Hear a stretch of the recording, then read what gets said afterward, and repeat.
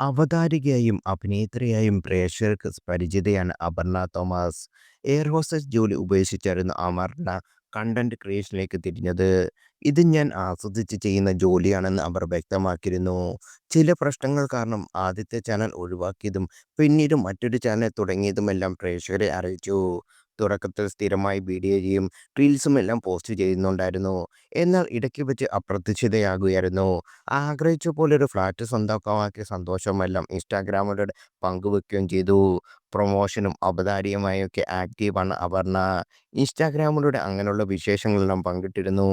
ഞാൻ ഉപയോഗിച്ച് റിസൾട്ട് കിട്ടിയ പ്രോഡക്റ്റുകൾ മാത്രമേ പ്രൊമോട്ട് ചെയ്യുള്ളൂ എന്ന് അവർ നേരത്തെ തുറന്നു പറഞ്ഞിരുന്നു. പുതുവർഷം പിറന്നതിന് മുന്നോടിയായി വീണ്ടും ബാലിയിൽ പോയ വിശേഷങ്ങളും അപർണ പോസ്റ്റ് ചെയ്തിരുന്നു. ഗ്ലാമറായിട്ടുള്ള ചിത്രങ്ങൾ ഇതിനകം തന്നെ വൈറലായി കഴിഞ്ഞിട്ടുണ്ട്. സെലിബ്രിറ്റികൾ അടക്കം നിരവധി പേരാണ് പോസ്റ്റിന് താഴെ അഭിപ്രായങ്ങൾ രേഖപ്പെടുത്തുന്നത്. എനിക്കേറെ പ്രിയപ്പെട്ട DJ പരിപാടി നേരിൽ കാണാൻ കഴിഞ്ഞു. പുതുവർഷത്തെ വരവേൽക്കാനും 2025നോട് ബൈ പറയാനും ഏറ്റവും നല്ലതായിരുന്നു ഇത്. അപർണയുടെ ലുക്ക് ചേഞ്ചിനെ കുറിച്ചായിരുന്നു ചോദ്യങ്ങളെല്ലാം. ഇതെങ്ങനെയാണ് ഈ രൂപമാറ്റം? നന്നായി മെലിഞ്ഞല്ലോ, വർക്കൗട്ടും ഡയറ്റും പരിചയപ്പെടുത്താമോ തുടങ്ങിയ നിരവധി ചോദ്യങ്ങളുമായി പോസ്റ്റിന് താഴെ ആരാധകരും വന്നത്. ഞാൻ എന്നോട് തന്നെ വിധേയത്വം കാണിക്കും. ഇതാണ് 2026 എൻ്റെ റെസല്യൂഷൻ എന്നും അപർണ കുറിച്ചു.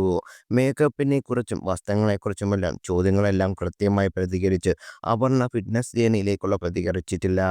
വൈകാതെ ഈ വീഡിയോ വരുമെന്ന പ്രതീക്ഷയിലാണ് ആരാധകരും. പഴയ പോലെ വ്ളോഗിങ് ചെയ്തുകൂടെ എന്നും ചോദ്യമുണ്ട്. പ്രണയവിവാഹത്തിൽ ഒന്നായിരുന്നു ജിബി അപർണയും. വിവാഹം കഴിഞ്ഞ കാലം മുതൽ ബേബി പ്ലാനിങ് ഇല്ലേ എന്ന ചോദ്യം കേൾക്കുന്നുണ്ട്. അത് തീർത്തും പേഴ്സണലായിട്ടുള്ള കാര്യമാണ്.